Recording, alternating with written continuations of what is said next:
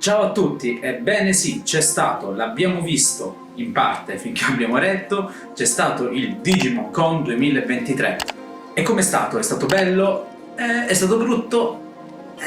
È stato, come avevamo detto nell'altro video, un evento celebrativo che per questo secondo me ci è riuscito alla grande. Ma prima di elencarvi le varie cose che sono successe, entro a gamba tesa, parliamo subito della grandissima bomba, Digimon Seekers, che sarà il grande progetto per quest'anno che ci aspetta di Digimon. Ma cos'è Digimon Seekers? Ora io ogni tanto mentre parlerò guarderò il cellulare dove ci sono le varie informazioni per cercare di darne il più possibile. C'è da dire che questo progetto a noi di Archive ci ha subito fatto impazzire, infatti sentirete ora il commento di Giovanni a riguardo. No, ma seriamente, qui ho fatto 2 chilometri di teorie e mi sono tenuto stretto nello scrivere per sostanzialmente il nulla, un'illustrazione e un incipit, basta. Ma partiamo con calma e con ordine. Digimon Seekers sarà appunto il grande progetto per il 25esimo anniversario di Digimon. Si tratta di una web novel che sarà supportata da immagini, ovviamente la parte scritta, e dei trailer animati di cui abbiamo già potuto vederne uno che è bellissimo, stile simile alla pubblicità del VP, quelle puntate con Pulsemon, cioè in live action, molto molto carini. Tutte le informazioni ovviamente voi le potete trovare nella nostra pagina Instagram, dove siamo anche molto più esaustivi. In questo video andrò a darvi giusto un paio di nozioni, anche perché, come avete capito, stiamo lavorando, stiamo preparando un contenuto un po' più specializzato e particolare per questo progetto Seekers. Ma appunto, di cosa parlerà? Saremo in un'ambientazione stile cyberpunk molto matura, molto dark, e appunto il protagonista sarà un 19enne, Eiji Nagasumi, che si tratta di un cracker fallito, torna il team dei cracker, che a quanto pare fa sempre piccoli lavoretti al limite della legalità, fino a quando verrà contattato da questo misterioso professore, scusate qua devo leggere il nome, Ryusenji. Io purtroppo che non mi faccio pena anche in italiano, tranquilli. Inizierà così a scoprire il mondo digitale che, da quello che sappiamo per questa ambientazione, non è ancora del tutto noto, lo si sta ancora studiando, da qui la figura del professore. Ci saranno tante figure mature e un po' più adulte. Infatti, questo prodotto è fatto proprio per i fan più di lunga data, perché appunto, parliamoci chiaro, ormai siamo cresciutelli. Il suo Digimon partner sarà Logamon. Lui si imbatterà spesso nella Digitai, questa organizzazione che ce l'ha abbastanza appunto con i cracker. Sappiamo che conosceremo meglio il gruppo della D-Brigade finalmente. Questo prodotto si presenta pieno di riferimenti, approfondimenti su gruppi di Digimon, temi che ancora non abbiamo mai avuto molto modo di esplorare e di conoscere bene. Appunto, oltre alla D-Brigade ritornano i cracker e probabilmente tanta altra roba, anche perché è veramente lungo questo progetto, cioè durerà un anno intero. Partirà lunedì 3 aprile e per quella prima settimana verrà pubblicato un capitolo al giorno e poi si procederà con un capitolo a settimana. Sarà in 3 lingue: giapponese, inglese e cinese semplificato, e andrà a sostituire insomma la fine di Ghost Game. Ne parleremo tra un po'.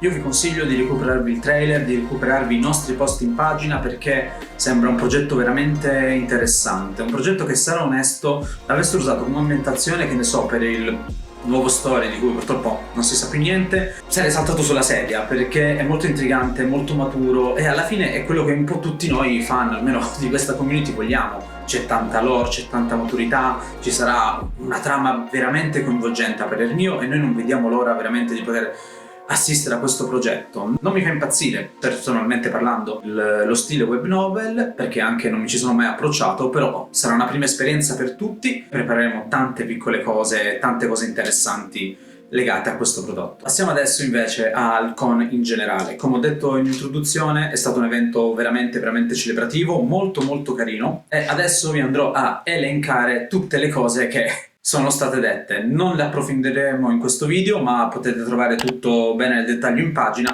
e parleremo di alcuni aspetti qua. Allora, leggerò e farò tutto da un fiato, perché in ordine ci sono state illustrazioni Ghost Game e Frontier, Ghost Game alla fine, c'è una maglietta bellissima di Billzemon, riferimenti a Power Rangers, risultati sulla prima turnazione delle carte, risultato Dim Card Beast e Dragon, nuovo sondaggio Card Beard Holy, sguardo all'artbook, primo Digital Monster by Watanabe, tipo Murales, nuove funzionalità dell'app VB e il nuovo D-Arc. Devo dirvi una cosa che mi ha riempito veramente di gioia, vale a dire, nelle 32 illustrazioni scelte dal contest dei finalisti, 2 sono degli italiani, Capitano Artiglio e Albei Longo, a cui non possiamo altro che fare i nostri più sentiti complimenti e un grandissimo in bocca al lupo. Hanno fatto questi 2 capolavori che spero di riuscire a fare vedere nel video, sono spettacolari, sono uno più bello dell'altro, stili differenti e veramente complimenti per essere riusciti in questo già qua grande traguardo, perché comunque è una selezione mondiale,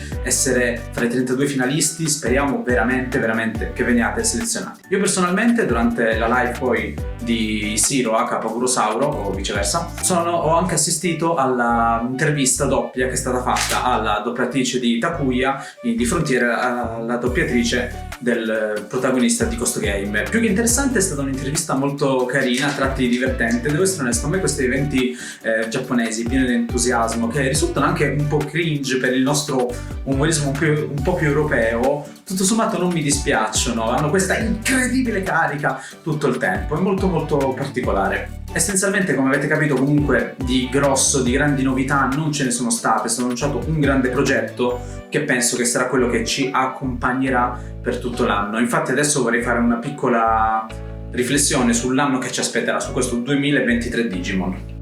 Il 2023 Digimon sarà un anno diverso da questo 2022, probabilmente è diverso anche dall'anno precedente. Abbiamo visto Digimon spingere tanto in questi ultimi 2-3 anni, è stato veramente bello, però dubito fortemente ad esempio che entro quest'anno vedremo il nuovo film, perché ancora non sappiamo niente. Poi per carità tutto è possibile, potrebbero appunto annunciare cose, dubito ancora di più che avremo grandi notizie per il nuovo story.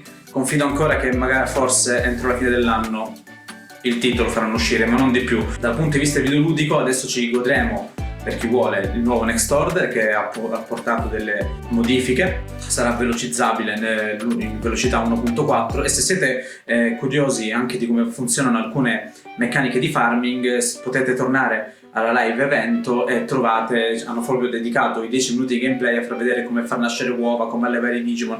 È stato secondo me molto utile perché ricordiamo un gioco vecchio del 2014-15 se non sbaglio, con meccaniche che negli ultimi giochi Digimon non si sono più viste, e una sana rinfrescata può essere stata solo utile. Continuerà a esserci il continuo supporto al gioco di carte e da quel che abbiamo saputo anche in Italia sta riprendendo anche la stagione competitiva, speriamo bene. Tra poco ci sarà il mondiale a Berna in cui parteciperanno veramente un grandissimo numero di italiani e speriamo di fare bene, anche per mandare un segnale che i fan comunque ci sono, non tantissimi ma ci siamo e stiamo cercando sempre di crescere e di creare contenuti adeguati. Sarà un anno in cui forse, a differenza degli anni scorsi, ci potrebbe essere chiesto da parte dei noi fan uno sforzetto in più, appunto andare a ricercarsi la light novel e tutto quanto, però secondo me il prodotto è valido e varrebbe la pena. E sono convinto che forse sarà il 2024 ad essere un anno un po' più dirompente o un po' più simile a quello che abbiamo vissuto grazie a Survive, Ghost Game e tutto quanto. Bene, queste sono state le considerazioni, spero che questo video così a tu per tu possa esservi piaciuto.